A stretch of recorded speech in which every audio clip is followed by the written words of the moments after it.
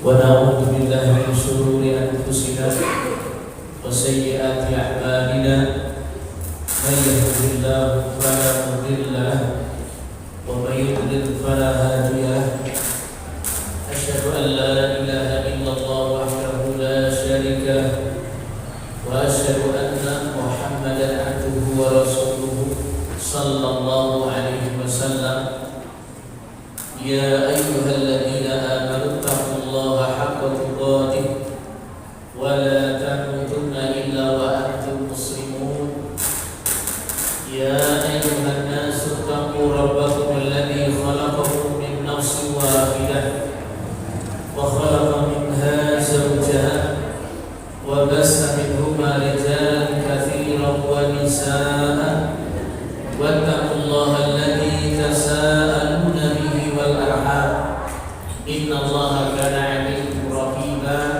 أما بعد فإن أصدق الحديث كتاب الله وأحسن الهدي هدي محمد صلى الله عليه وسلم وشر الأمور محدثاتها وكل محدثة بدعة وكل بدعة ضلالة وكل ضلالة في النار.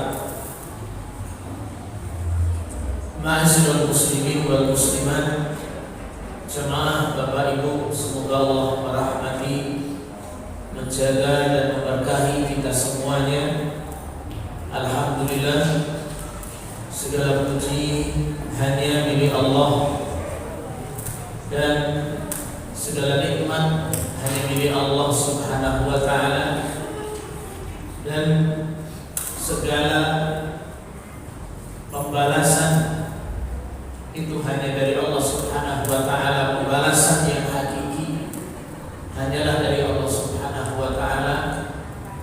Oleh karena itu jemaah azallahu wa iyyakum jami'an, mari sebelum kita dibalas dengan pembalasan yang hakiki, persiapkanlah amal kita, persiapkanlah ilmu kita sebagai wujud syukur kita kepada Allah Subhanahu wa taala.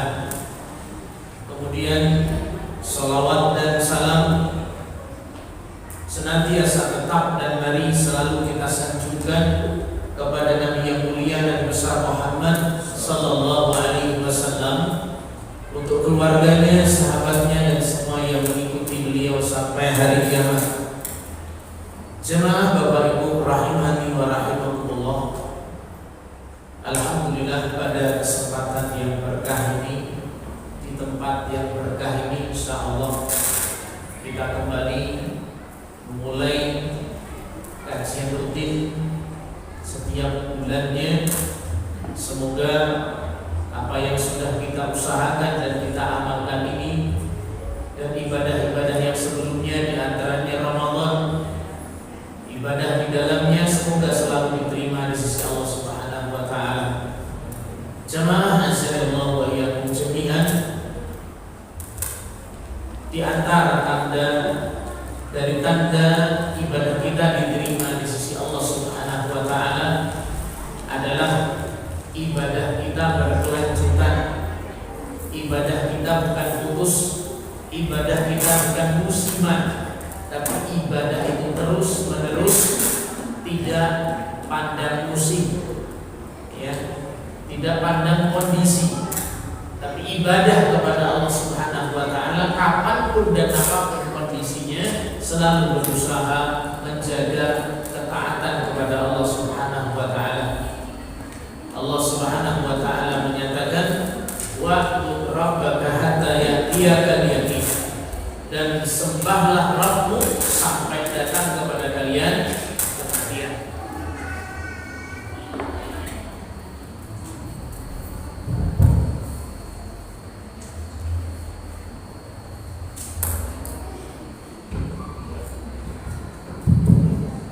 Jemaah Bapak Ibu, semoga Allah merahmati, memberkahi kita semuanya. Jangan beribadah seperti orang munafik. Dan ini untuk kalimat penamaan munafik ini harus hati-hati, karena ini munafik penampakannya tidak berbeda dengan orang-orang muslim yang lainnya. Tapi orang munafik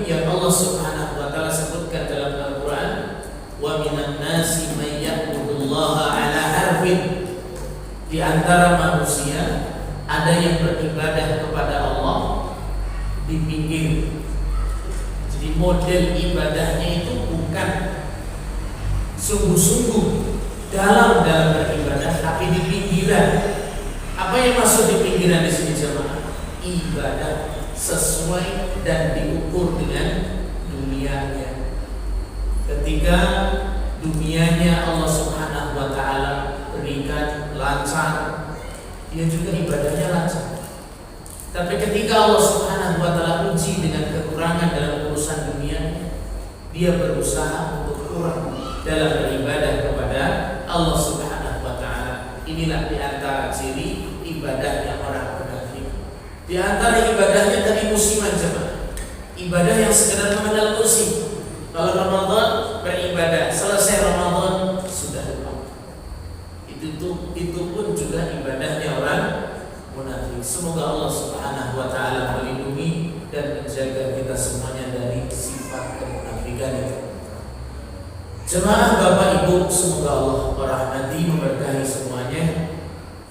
Kita lanjut pembahasan kita dari Al-Firqatun Najiyah, jalan golongan yang selamat, yang disusun oleh Syekh Muhammad Ibn Jamil Zainu, salah seorang guru besar di Makkah Al-Mukarramah dari hadis. Semoga Allah Subhanahu wa taala merahmati beliau. Jalan golongan yang selamat, jemaah azanillahu wa iyyakum jami'an. Sebagaimana sudah kita sebutkan pada waktu yang lalu, golongan yang selamat, jalan yang selamat itu pasti ada. Jadi bukan semua jalan itu sama, bukan semua jalan itu selamat, tapi ada jalan yang Allah selamatkan, ada golongan yang Allah selamatkan, dan ada golongan yang Allah Subhanahu wa taala itu sesatkan. Tapi ingat, keselamatan itu Allah. Tapi ingat, sesat dan tidak sesatnya itu pun juga hak Allah Subhanahu wa taala. Tapi harus kita ingat pula, ya, selamat dan tidak selamatnya atau sesat tidak sesatnya, kita yakin itu hak Allah Subhanahu wa taala, tapi kita yakin pula Allah Subhanahu wa taala, kemudian Rasulnya sallallahu alaihi wasallam itu menerangkan ciri-ciri golongan yang selamat dan golongan yang tersesat. Sebagaimana amal diterima tidak diterima itu hak Allah Subhanahu wa taala. Gak ada. Siapa kita ini tidak ada. Siapapun dia gak ada yang bisa memastikan oh ini amal ini diterima, oh amal ini tidak diterima, oh ini benar ini salah. Yang tahu kepastiannya adalah siapa? Allah Subhanahu wa taala. Tapi jangan lepas begitu aja. Kadang orang berhenti pada kaidah ini.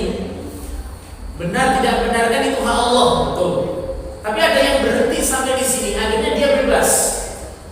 Akhirnya beragamanya bebas, ibadahnya bebas.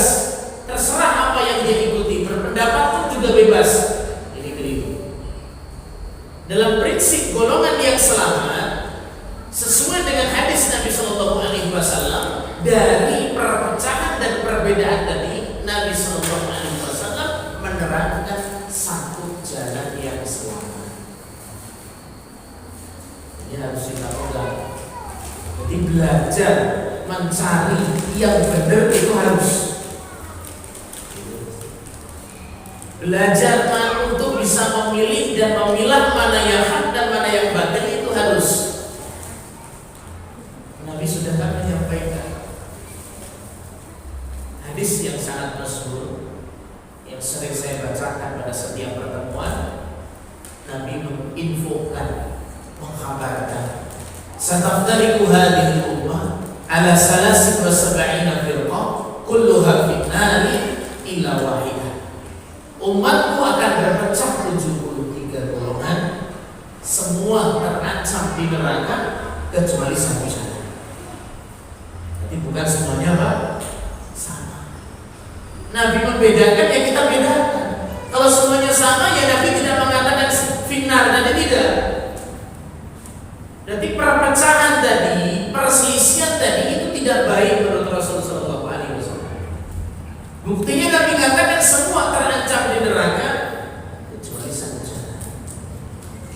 Tapi bukan kita katakan semua pasti dan kekal di neraka dan setiap yang berpecah itu pasti kafir. Ini jangan dipahami seperti itu.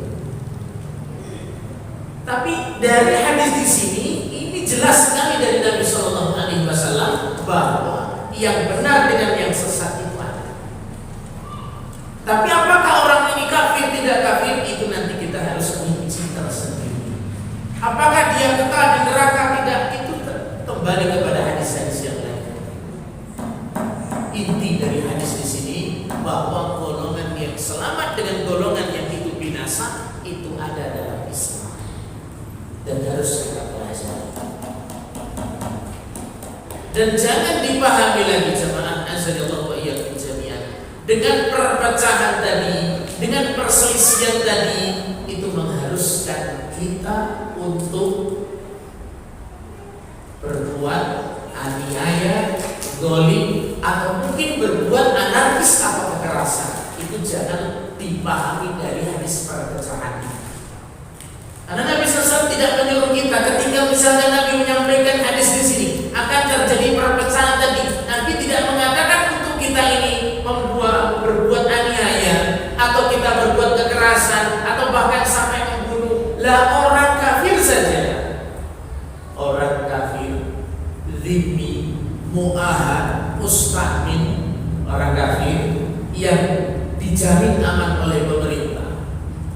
Orang kafir yang tinggal di negeri Islam dilindungi oleh pemerintah, atau orang kafir yang negara kita dengan negara yang lain itu adalah gencatan senjata, itu diharapkan untuk kita ini berbuat keras kepada mereka.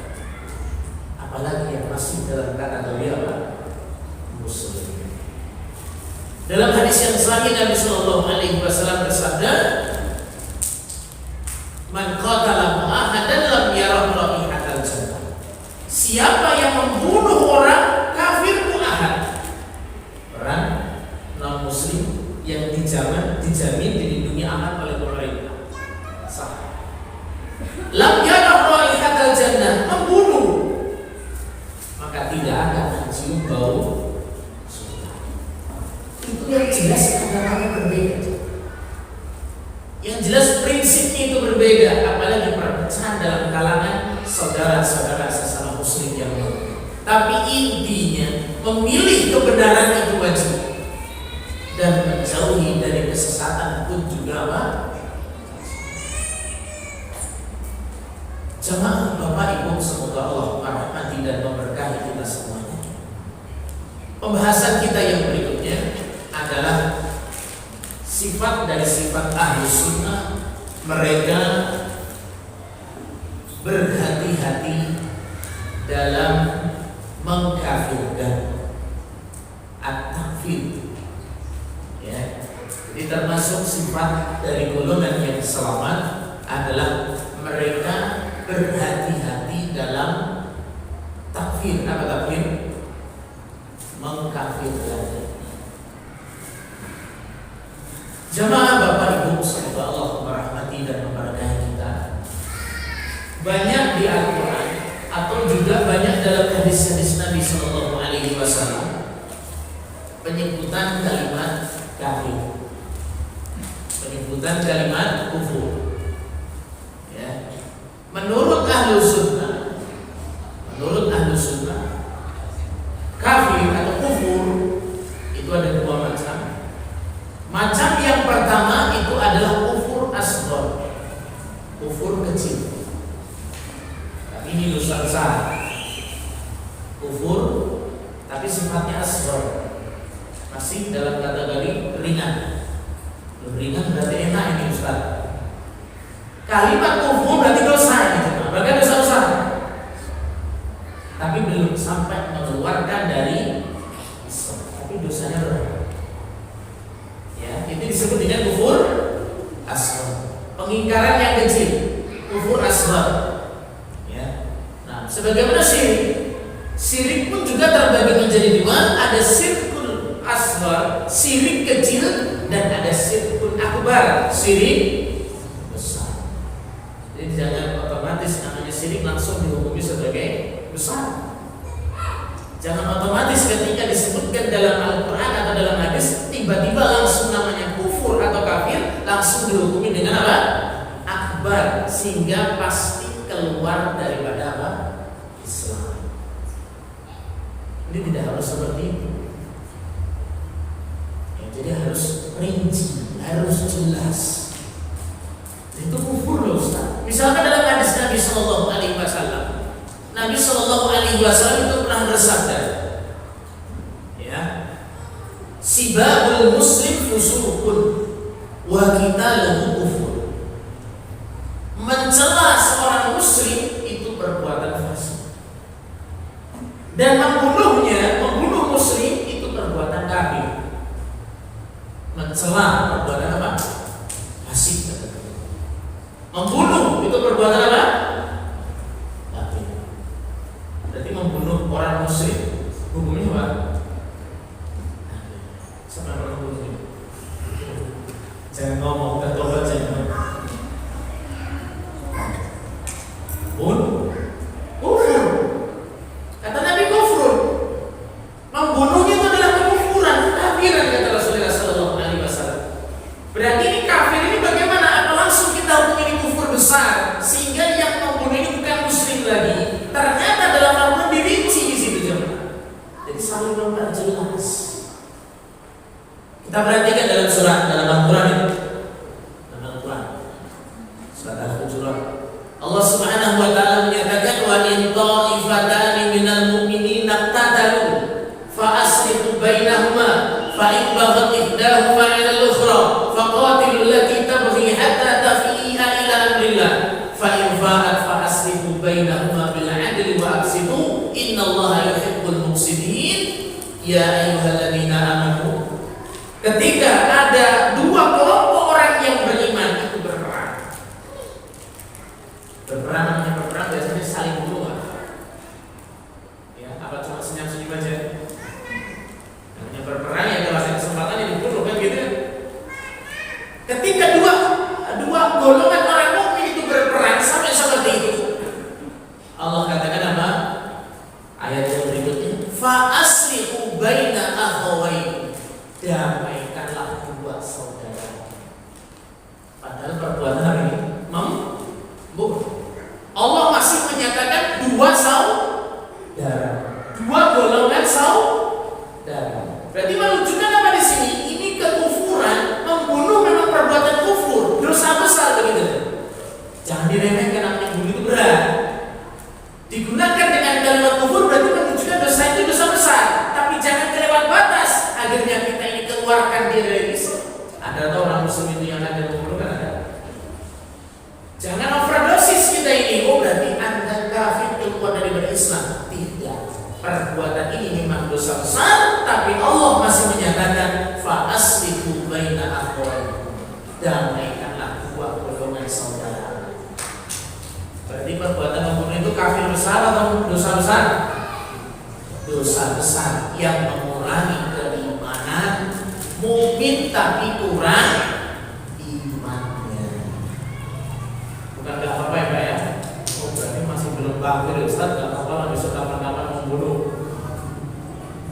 Lalu sampai derajat menghalalkan beda lagi urusannya Pak. Berat. Orang mukmin itu takut dosa. Ya. Tapi ini menunjukkan dari sabda Nabi dan ucapan Allah Subhanahu wa taala, tingkatan kekufuran itu berbeda. Ada yang asghar, tingkatan dosa besar belum sampai mengeluarkan daripada Islam, ada yang sampai berat yang bisa menjadikan seseorang keluar daripada Islam. Soal jelas nih ya. Nah, ini permasalahan yang luar biasa berat juga. Kalau saya katakan kafir, kalau sampai nggak kafir itu gimana? Kan gitu ya. Itulah indahnya ahli sunnah, menjamakkan, mengkompromikan dalil tentang ancaman dan dalil tentang rahmat. Kalau yang kelompok khawarij, kelompok yang anti pemerintah biasanya, kelompok yang sangat ekstrim dan gampang mengkafirkan kaum muslimin, itu sangat kencang sekali dengan dalil-dalil ancaman. Mereka itu sangat andalan bacaan mereka itu adalah apa? Dalil-dalil tentang lawannya itu kelompok Murji'ah itu sangat kenceng dalilnya, dalil tentang rahmat dan ampunan Allah. Pilihan mana tuh? Berlebihan apa meremehkan? Pakai dalil tentang ancaman, pakai dalil tentang luasnya rahmat Allah Subhanahu wa taala. Itulah ahlu sunnah, jalan golongan yang selamat.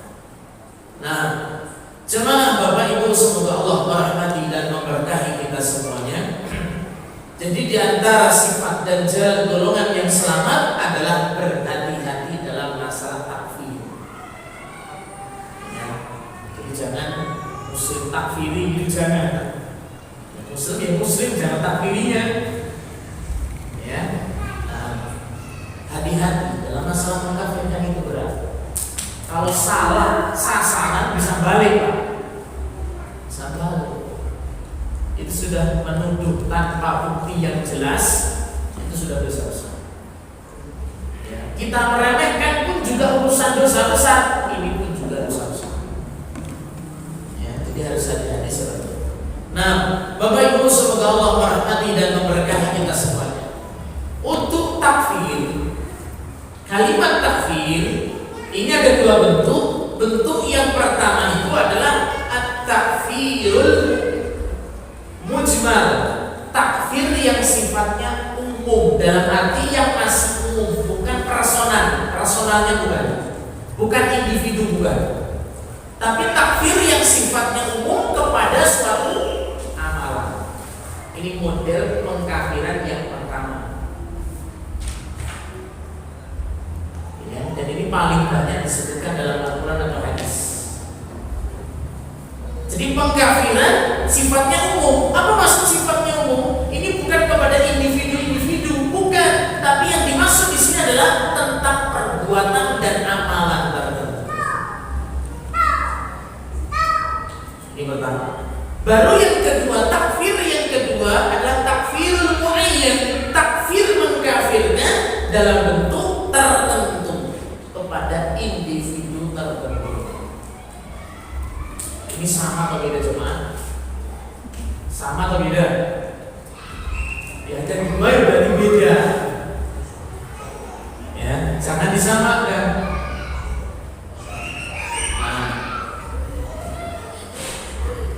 Kita contohkan jemaah azanillahu yang jami'an. Untuk takfir yang bentuknya kepada amal. Takfir yang bentuknya kepada amal. Misalkan dalam ayat atau hadis Nabi Sallallahu Alaihi Wasallam, contoh perbuatan yang menyebabkan kafir besar itu adalah syirik, menyekutukan Allah Subhanahu wa taala. Allah Subhanahu wa taala menyatakan, "Innahu may yusyrik billah faqad haramallahu alaihi al-jannah." Siapa yang berbuat syirik kepada Allah, Allah haramkan kepadanya surga. Jadi syirik itu perbuatan apa? Kufur besar. Haram bagi dia itu surga. Perbuatan kafir besar. Ini Allah Subhanahu wa taala ini menyatakan secara umum, innahu may, umum. Berarti sifatnya adalah sifat amalnya. Amal perbuatan di sini ini kita masukkan dalam perbuatan syirik, dan syirik ini masuk dalam kategori kufur besar yang bisa mengeluarkan daripada Islam. Ini perbuatan, kasus perbuatan. Tapi kalau yang takfir muayyan ini kepada pelakunya, kepada yang berbuat. Ya, ini bukan sekedar langsung kita hukumi. Tidak setiap orang yang telah berbuat suatu kesyirikan dengan syirik besar langsung dihukumi pelakunya apa? Kafir, keluar daripada Islam. Itu harus dibedakan. Ya, tidak setiap yang berbuat harus kena hukum. Bisa dipahami? Perbuatan ini perbuatan yang salah, tapi belum tentu orang yang berbuat salah itu dihukum. Perbuatan ini perbuatan salah. Kenapa?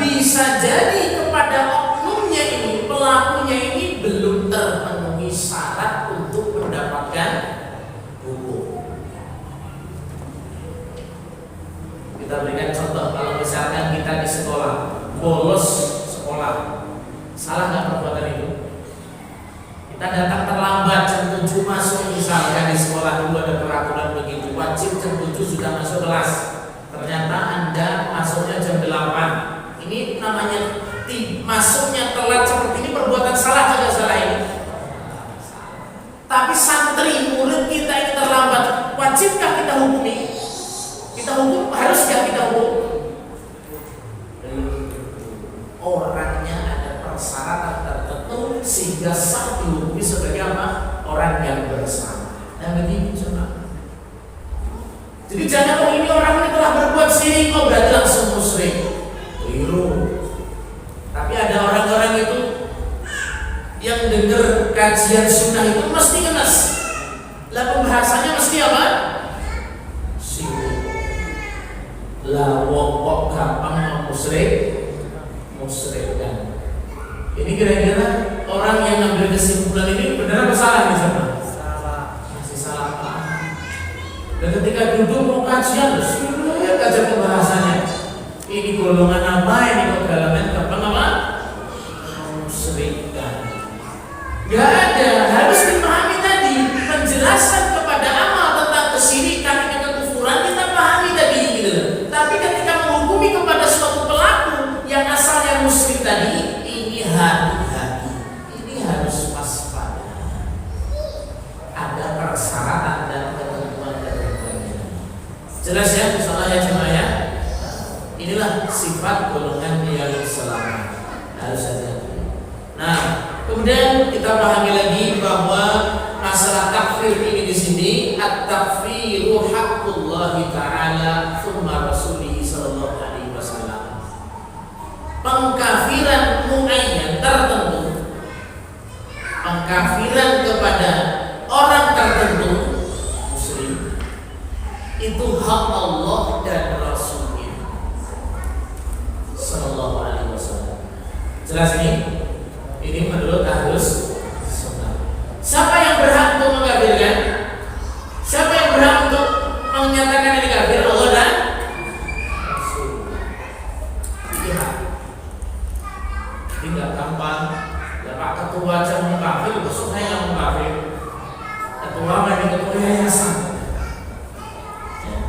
Atau ketua takmir masjid misalnya itu, atau ketua kelompok. Ini nggak berhak mereka untuk mengkafirkan. Yang berhak adalah Allah dan Rasulnya. Rasul melalui wahyu. Kalau Abu Jahal itu kafir atau nggak kafir, Pak? Ada yang masih ragu? Coba sih ragu. Ya, Al-Quran sudah jelas Abu Jahal. Ya, Abu Lahab, Al-Yahud, wan Nasara. Kalau katakan dalam Al-Quran kafir, ya jangan bingung nanti kafir ya. Jangan-jangan tengah-tengah.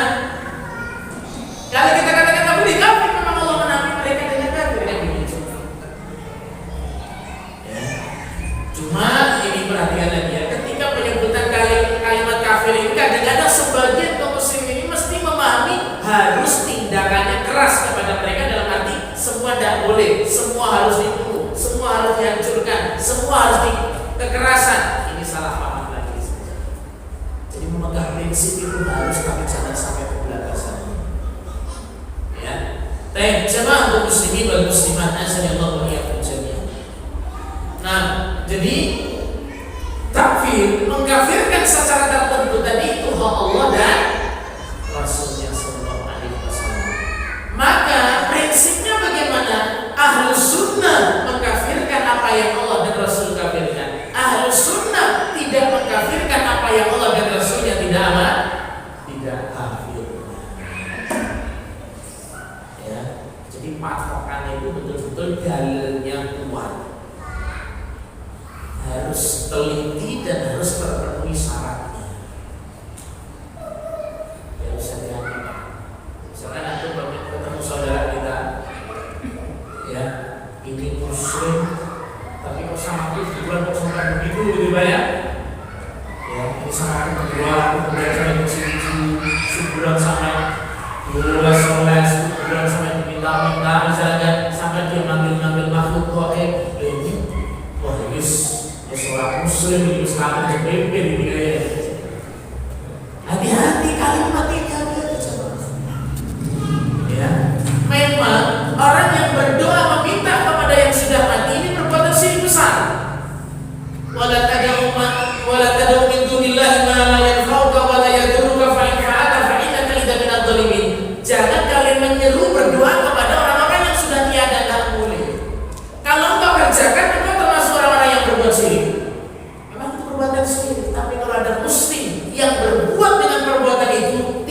secara otomatis kita hukumi kafir keluar daripada Islam atau musyrik yang keluar dari Islam. Perbuatannya ini yang bermasalah. Jemaah Bapak Ibu, semoga Allah merahmati dan memberkahi kita. Nah, itu yang pertama. Yang kedua yang sekarang. Kemudian yang berikutnya, al-aslu fil Islam fil muslim al-Islam. Asal dari seorang muslim itu adalah tetap keislamannya sampai datang bukti yang meyakinkan. Ini sifat Ahlus Sunnah.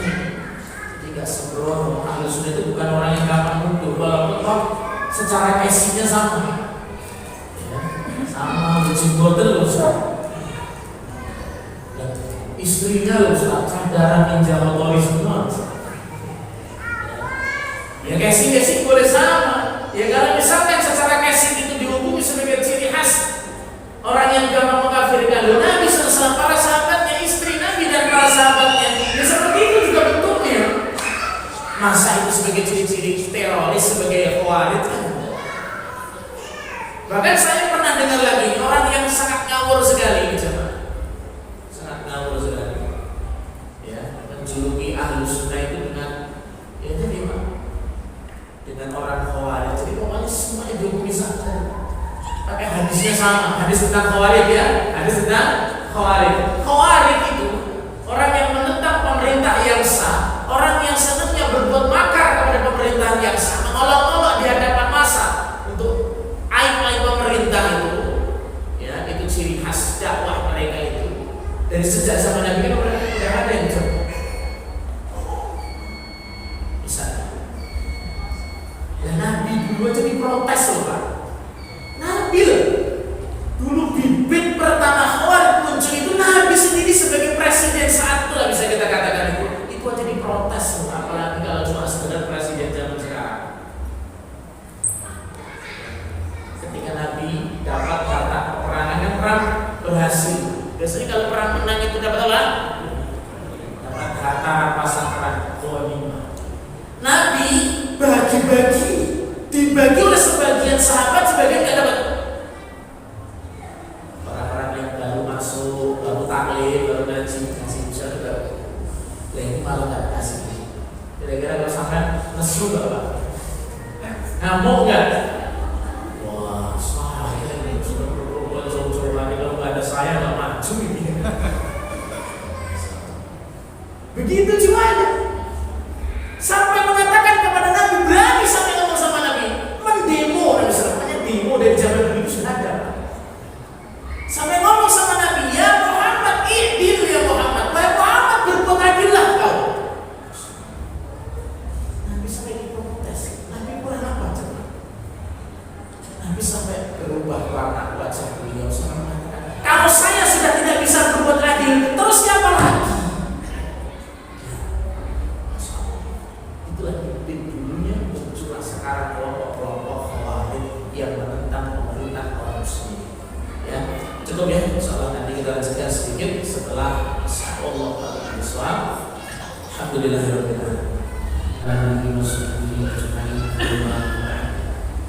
Jemaah muslimin dan muslimat azza wa jalla. Kita lanjut kajian kita dari Firqah An-Najiyah, pembahasan tentang mengenal jalan golongan yang selamat. Di antara jalan sifat metode yang dijalani oleh golongan yang selamat Ahlus Sunnah adalah mereka al-ihtiyat fi takfiril muslimin, sangat berhati-hati dalam mengkafirkan, memvonis kafir kepada kaum muslimin. Jemaah kaum muslimin wal muslimat azallahu iyyakum jami'an. Kemudian yang harus kita yakini dari prinsipnya Ahlus Sunnah, jalan golongan yang selamat dalam masalah takfir ini sendiri, surut takfir muayyan, syarat mengkafirkan secara tertentu, syarat menghukumi kafir secara tertentu kepada individu tertentu, kepada nama tertentu,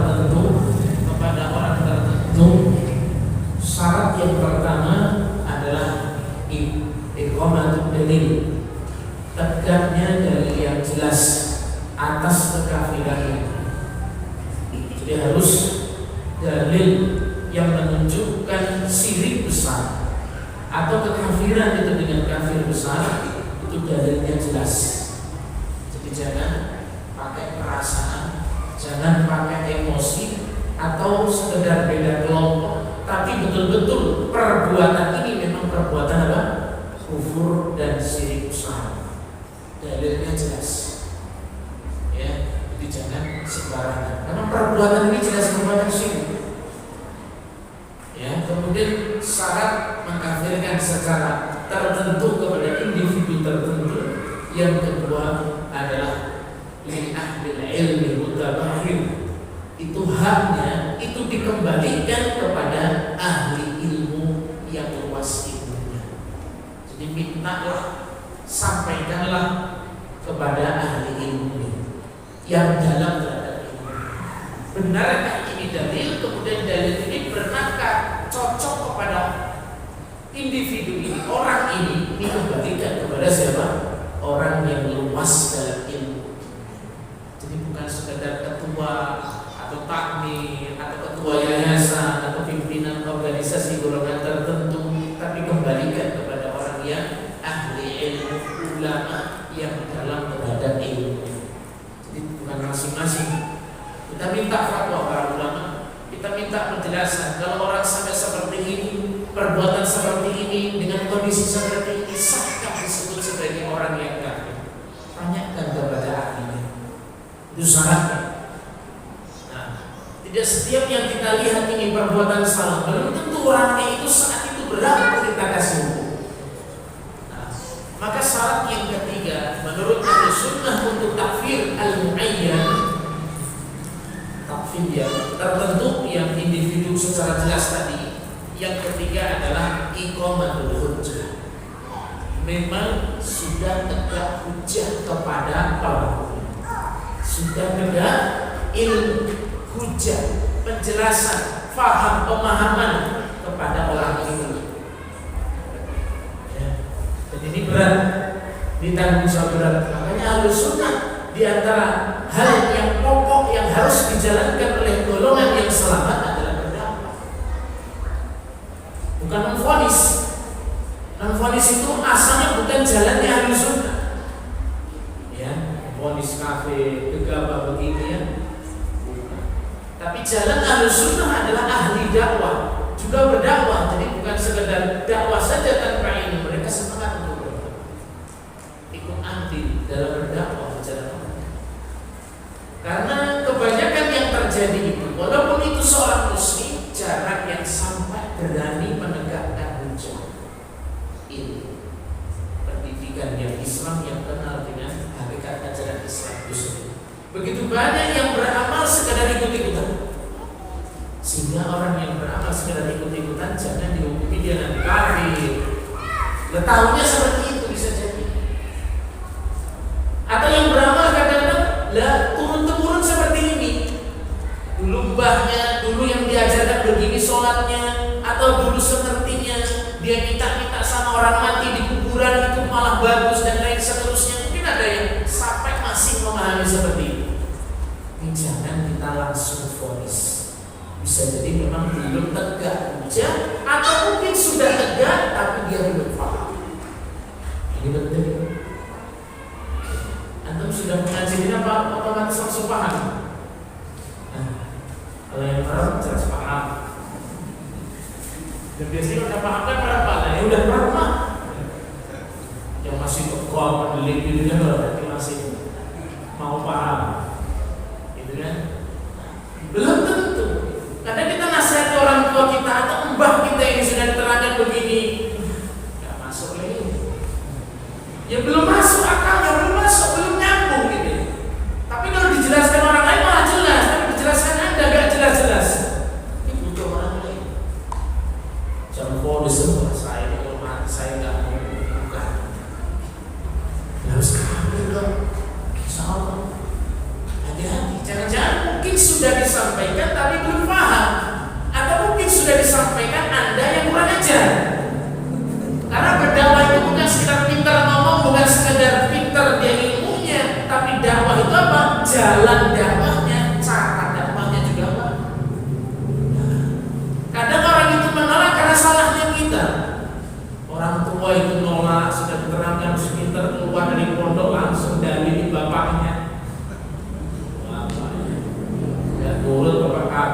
neraka selama-lamanya.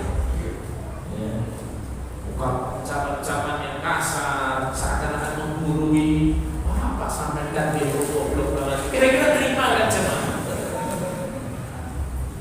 Ini bisa jangan tegakkan kekafiran sebagai ini, bisa jadi yang salah adalah siapa? Yang berdakwah. Jadi iqamatul hujjah, tegaknya hujjah ini penting dan harus hati-hati kesabaran penting dalam hal tersebut. Itulah prinsip Ahlussunnah golongan yang salah. Ya. Kemudian syarat untuk takfir muayyan, ini semua kembalikan kepada ahli ilmunya. Kita segera menyampaikan adalah apa? Berbuat muhtarah dengan sengaja. Jadi seorang pelaku ini mengerjakan itu dengan kesengajaan dia. Ya, kesengajaan dia. Dan yang terakhir disampaikan para ulama, dia kerjakan karena sadar, bukan karena terlupa atau dipaksa. Beda ya, orang yang mengerjakan perbuatan syirik atau kekufuran karena dipaksa, karena terpaksa, karena terdesak, karena kurang enak saja mungkin, itu berbeda dengan orang yang sengaja, orang yang malah menampakkan terang-terangan. Ya, ini berbeda dengan orang yang mengerjakannya karena terpaksa. Nah, jemaah azanillah wa iyyakum jami'an, itu beberapa hal yang harus kita perhatikan dalam masalah takfir. Memang takfir itu ada, tapi kembalikanlah hukum takfir itu kepada Allah dan Rasulnya. Kemudian bagi orang-orang yang dalam terhadap ilmunya, yang mereka jelas betul-betul memahami ilmu dan penerapannya kepada orang-orang yang sudah dikafirkan oleh Allah dan Rasul. Baik, jemaah kaum muslimin dan muslimat, azanillah wa iyyakum jami'an. Kemudian kita sebutkan yang terakhir di antara al-kufrul akbar, kufur besar ya. Sebab-sebab kufur besar atau bentuk-bentuk kufur besar. Yang pertama kufrut takdzib, kufur mendustakan. Hati-hati, mendustakan salah satu saja dari syariat Muhammad SAW atau khabar dari Allah dan Rasulnya SAW, itu sudah wujud dari kufur besar. Kalau ini urusan hati, parah kalau ada yang seperti itu.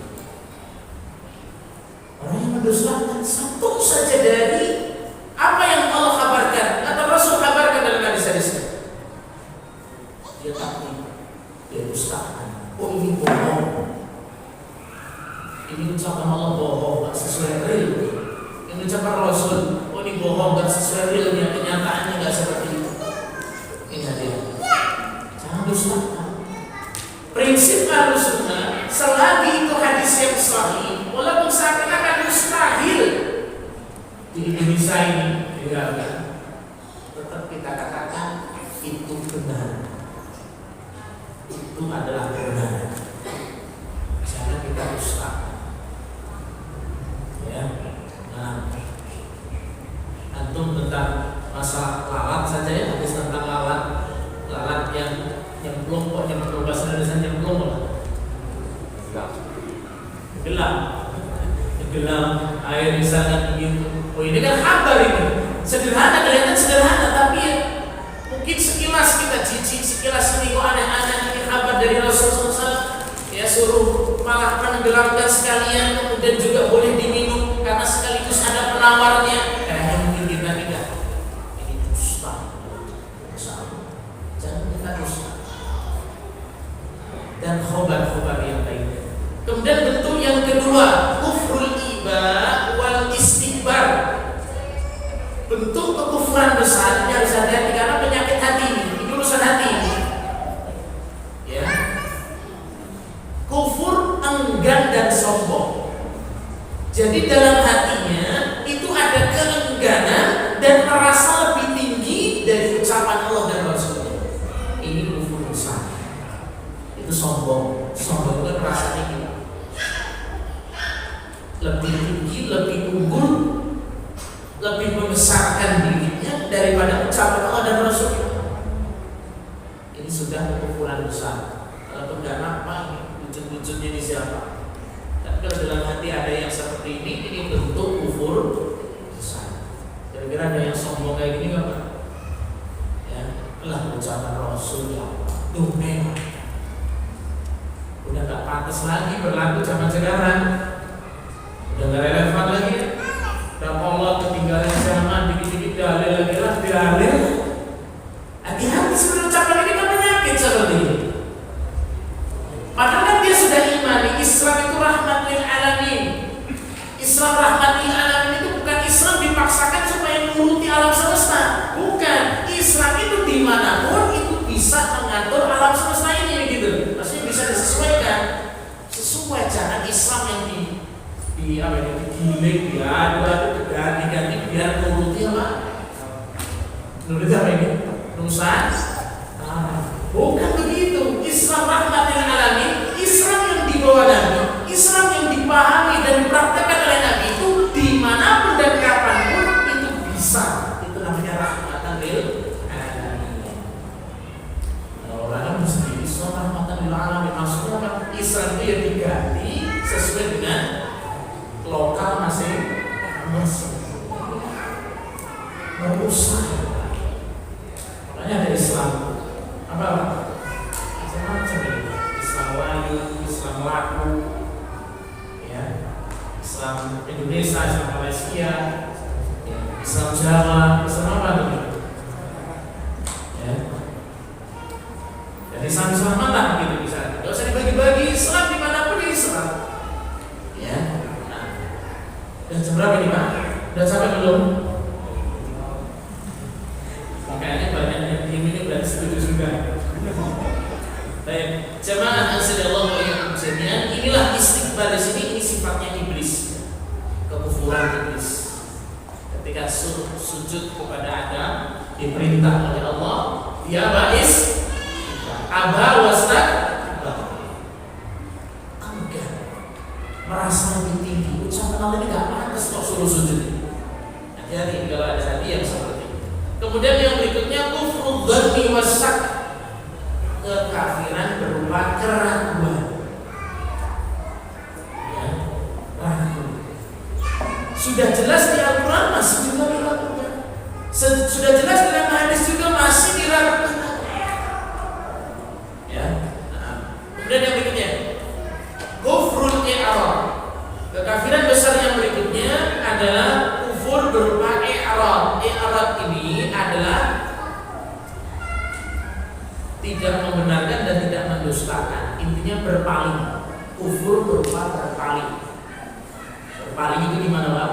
Tidak mau belajar, tidak mau mengamalkan. Ya pokoknya saya. Itu kufur berpaling. Pokoknya semua diatur Pak. Ini ada ya, berpaling dari Allah dan Rasulnya Sallallahu Alaihi Wasallam dengan sepenuhnya berpaling. Ya. Kemudian yang berikutnya kufur nifak. Ini nifak nih Pak. Nifak itu munafik, menyembunyikan kekufuran, menampakkan menyembunyikan kebencian, membenci salah satu syariat Rasul Sallallahu Alaihi Wasallam. Dia benci, tapi dia nampaknya ya sholat, dia berpuasa, tapi benci saja satu sunnah Nabi. Itu sudah menyebabkan bisa keluar daripada Islam. Dia bencinya diatur Pak. Kalau aku paling benci juga orang. Ini walaupun permasalahannya bukan permasalahan yang prinsip, misalkan permasalahan yang itu jelas dari Nabi SAW, misalkan jangan sampai di Allah atau dibenci, jangan. Kalau belum bisa ngamalkan, bohong menengok. Iya, jangan sampai dibenci dan menyebabkan kebahagiaan. Ini jangan. Kalau nggak kuat ya sudah. Kadang-kadang cuma takut dicela, takut Allah, ya udah diem aja gitu. Hormati sunnah Rasulullah SAW, jangan benci. Walaupun menampakkan Islam. Ya, inilah namanya kufrun nifaq, kemunafikan. Ya. Dan kemudian yang terakhir adalah kufrul juhud, kufur dalam arti mengingkari, ya, mengingkari dengan lisan, dalam artinya mengimani. Itu kufrul juhud. Di lisannya dia itu mengkufuri, mengingkari, tapi di hatinya membenarkan. Inilah kufurnya Fir'aun. Fir'aun itu membenarkan dalam hatinya bahwa Musa itu benar, tapi di lisannya sombongnya luar biasa, ngomongnya nggak bakal beriman. Nah, dalam Al-Quran Allah sebutkan wajahadu biha wastaiqanatha anfusuha. Mereka ngomongnya mengingkari Musa, nggak mau beriman dengan Musa, dalam hatinya mengakui Musa itu benar. Ini kufur. Jadi yang sudah beriman dalam hatinya dimintai wujudkan dengan apa? Lisan kita yang mengimani dengan apa yang datang dari Rasulullah SAW. Dan cukup ya sampai di sini. Cukup. Sisa waktu mungkin kalau masih ada, kita kasih waktu 1 sampai beberapa menit. Silakan kalau ada yang bertanya, silakan. Allahu a'lam bishawab.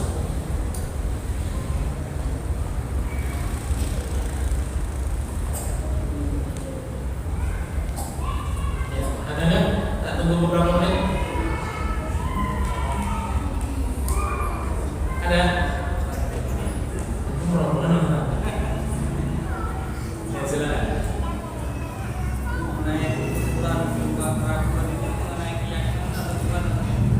Ya, kufur berupa keraguan jelas itu berkenaan dengan iman, keimanan yang sudah jelas harus diimani, dia ragu dengan apa yang Allah Subhanahu wa taala.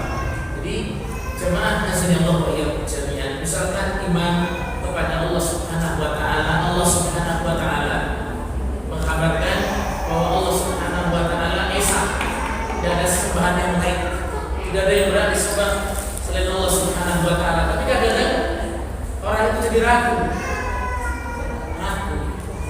Jadi kok jadi ragu itu Allah, kalau Allah itu maha adil, tapi kok masih ada orang miskin? Ada nggak orang miskin? Ada ya? Allah adil nggak? Allah adil nggak? Tidak harus adil, nggak boleh ganti ragu Allah jadi nggak adil, itu nggak ada. Ya harus kita imani. Urusan keimanan harus kita imani, nggak boleh ada keraguan. Atau mungkin Allah mengkabarkan Allah itu penyembuh, zat yang maha menyembuhkan, nggak ada yang bisa menyembuhkan kecuali siapa? Udah, jangan Anda ganti lagi. Buktinya loh Pak, saya sudah berdoa, saya sudah berobat dari jutaan ya, tapi ke Mbah Dukun yang rampung juga ternyata. Jangan-jangan, nggak usah jangan-jangan. Tetap yang menyembuhkan siapa? Karena bisa jadi orang itu berobatnya sembuh, tidak berobat juga apa? Sembuh.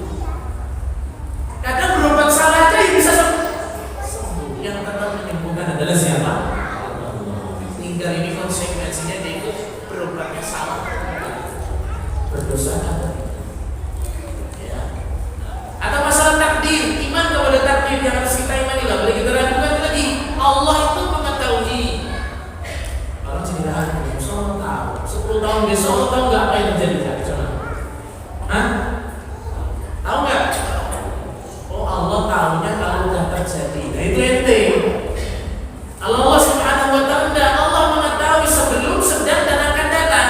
Itu ilmunya Allah Subhanahu wa taala. Alikum. Cara bilang jangan-jangan nggak tahu saya di sini. Untuk salah namanya dapat rezeki dia kurang ini. Jangan lagi itu suatu hal yang bisikan-bisikan seperti itu, jangan sampai sesuatu itu meragukan sesuatu yang tetap dalam ajaran Islam. Udah ya? Ada lagi cukup ya?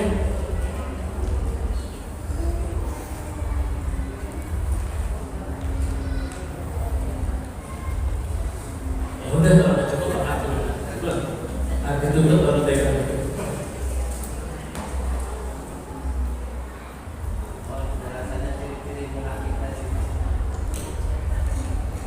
Jadi munafik. Tinggal munafik yang model bagaimana? Kalau munafik besar, munafik kan ada dua, nifak akbar dan nifak asghar. Nifak besar sama-sama dosa besar, tapi yang nifak besar bisa mengeluarkan dari Islam. Nifak besar satu, benci dalam hati, mengamalkan dalam anggota badan. Jadi dalam hati benci benci sama Rasul, benci sama sunnah Rasul, tapi dia prakteknya orang Islam. Itu kan benci sama Rasul atau benci dengan satu saja atau lebih dari yang dibawa oleh Rasul. Ciri yang kedua adalah takdim. Intinya munafik itu kalau penampilannya casingnya muslim, Pak. Ya, casingnya muslim.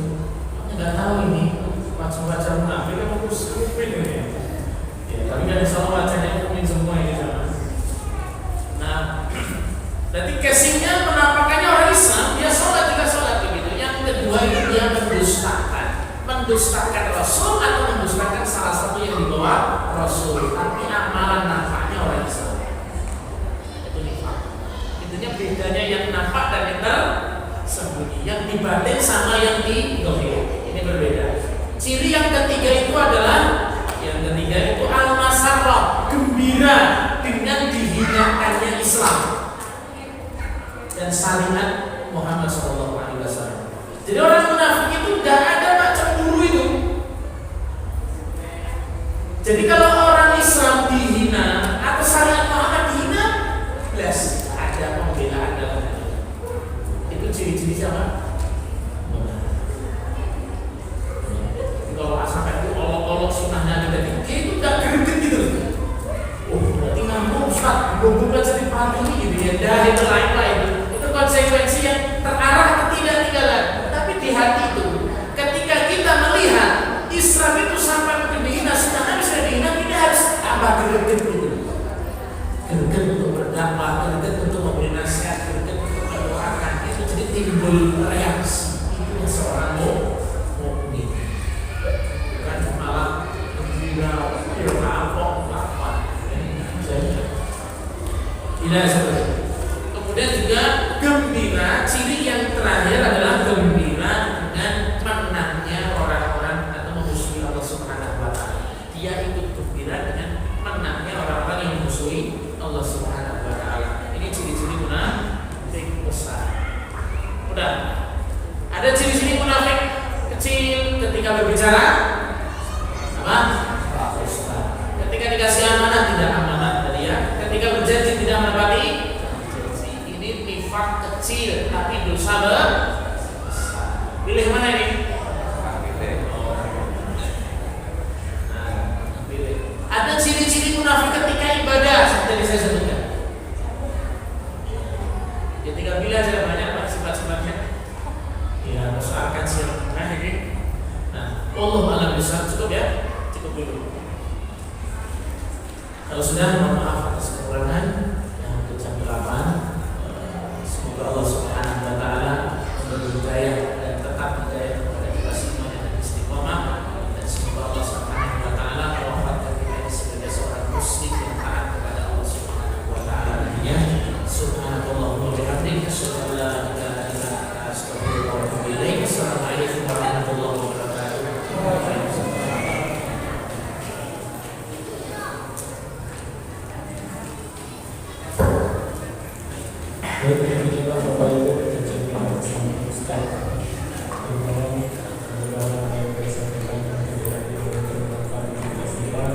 Dari saya,